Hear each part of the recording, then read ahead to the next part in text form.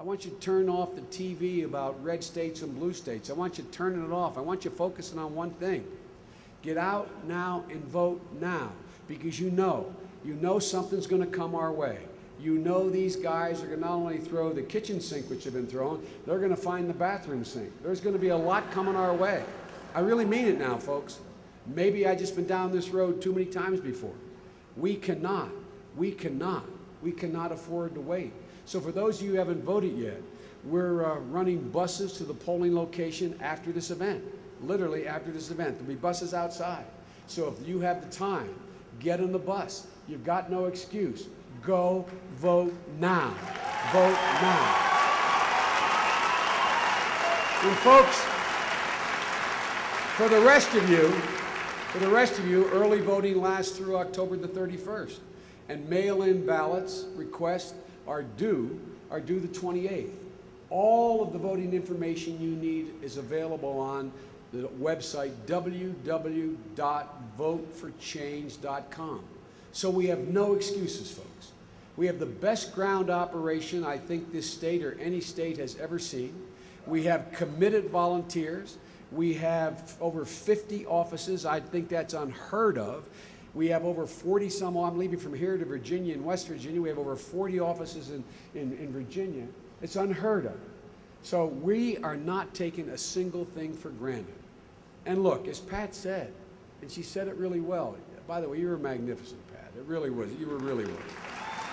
What she said was, and it is not hyperbole, it's literally true.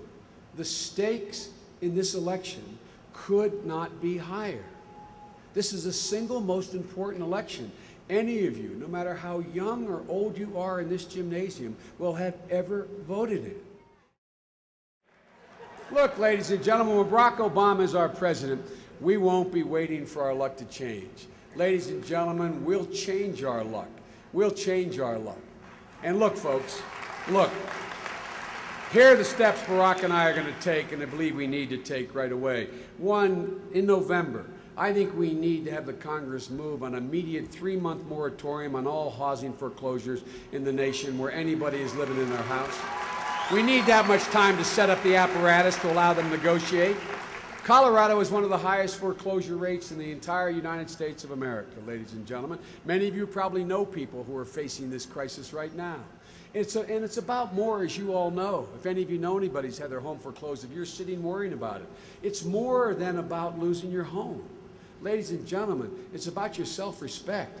It's about that long trip up the stairs to your daughter's bedroom or your son's bedroom to say, honey, I'm sorry. You're not going to be able to finish out high school here. I'm sorry. You're going to have to transfer. I'm sorry. I'm not quite sure where we're going to go, baby, but it's going to be okay. Well, where are we moving, Mommy? Where are we moving? I don't know. I don't know. Ladies and gentlemen, it's about dignity and it's about respect as much as it's about economics. And look, we need immediate help, as I mentioned. I'll not repeat it again. For small business, we got to get this economy moving. We have to move in a way that allows us to get this economy moving. You know, at the end of the day, if you want to strengthen the middle class and regain our respect in the world, we have to do something more than what I've stated and what I've been saying for the last month. Ladies and gentlemen, it's going to sound corny, but one of the reasons I joined this race when Barack asked me to be his vice presidential nominee is that I believe he's as committed as I am and even more committed to a simple proposition. We've been saying it so long, I wonder whether even you guys believe we mean it as strongly. We cannot unite this country. We cannot unite this world unless we are. Ladies and gentlemen, this is not a red or blue nation. This is not a red or blue nation. We are purple. We have a purple heart, folks. This is who we are.